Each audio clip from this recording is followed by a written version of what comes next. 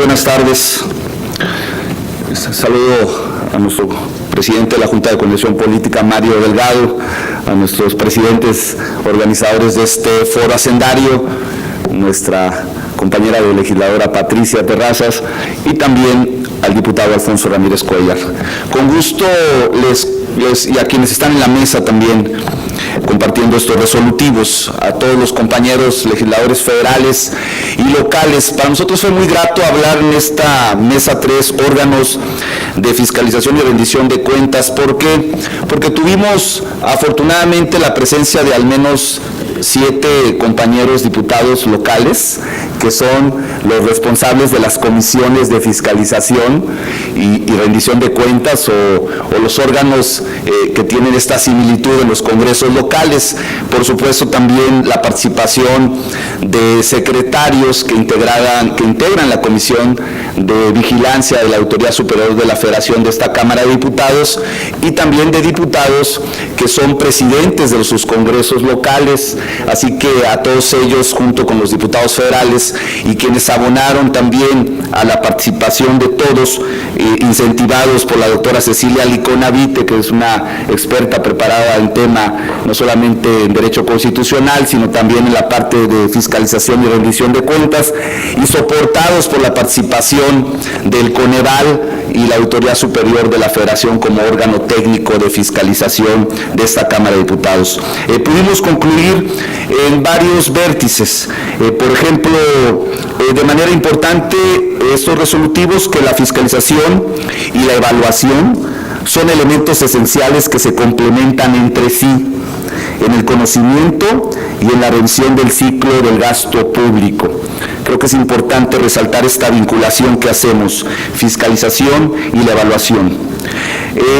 Entender que las entidades de fiscalización deben coordinarse con los organismos evaluadores del gasto público a nivel federal y en los estados de la República. Es indispensable un marco jurídico que defina los mecanismos de reestructuración y refinanciamiento de la deuda pública en los estados, limitando la participación del Ejecutivo local en dicho proceso. Esto mencionando porque se ha hecho una cadena de reestructuraciones ilimitadas de la deuda pública de las entidades federativas que no permite acabar con este tema de estados endeudados de manera permanente. Así que se expresó aquí la posibilidad de hacer una reforma a esta ley que regula el endeudamiento para que no se haga de manera continua estos refinanciamientos públicos de las deudas. Es indispensable también que los programas de auditorías que se presentan en las entidades federativas, pues sí los hagan los auditores, pero que no los aprueben ellos mismos.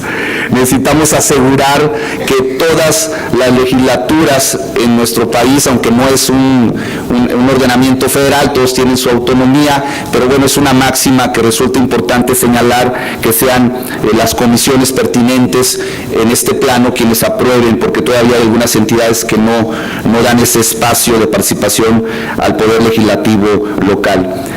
También la necesidad de conocer los procesos de certificación de las tareas de las auditorías e instancias de fiscalización del gasto público. Voy a enunciar de manera importante algunas para abreviar el tiempo. Es necesario adecuar el marco jurídico en materia de sanciones administrativas y penales por incumplimiento en la revisión del gasto público. Necesitamos también y pronunciamos una revisión detallada del gasto público a nivel municipal. Es uno de los retos más difíciles que debe afrontarse en el corto plazo. Deben diseñarse indicadores de gestión que permitan una evaluación adecuada también en el ámbito municipal del ejercicio del gasto público. La fiscalización no debe perder su sentido de cercanía con los ciudadanos y con las organizaciones no gubernamentales. Es importante señalar que en materia de fiscalización y rendición de cuentas debemos de ir juntos, debemos de ir unidos y fortalecer esta sintonía en el camino a un México libre de corrupción y sobre todo honesto. Los órganos, honesto en el uso de los recursos públicos.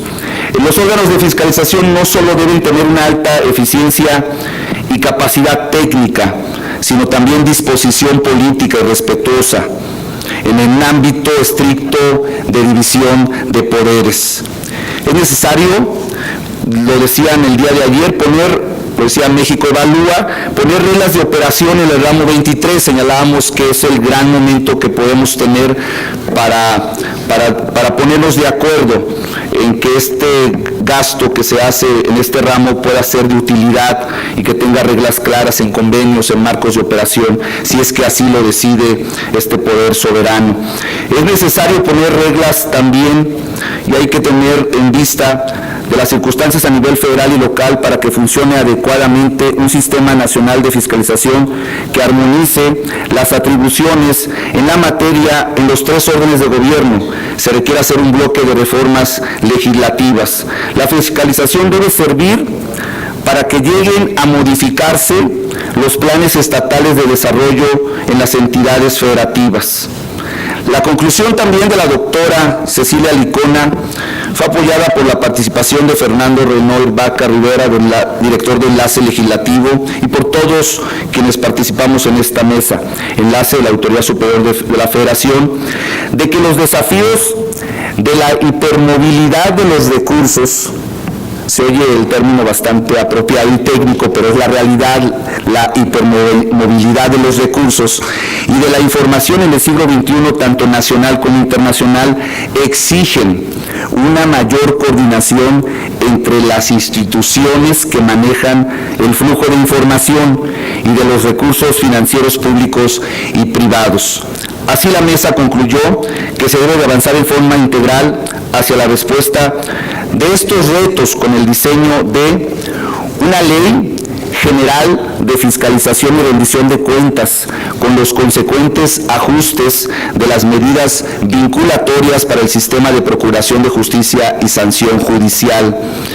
Es deseable, y con esto concluyo, abrir una discusión sobre si los resultados de las evaluaciones realizadas por el Coneval serán utilizados con un criterio que permita la asignación de recursos para las entidades federativas, o si el presupuesto basado en resultados debe evolucionar atendiendo dichas variables. Muchas gracias, diputadas y diputados. Es cuanto.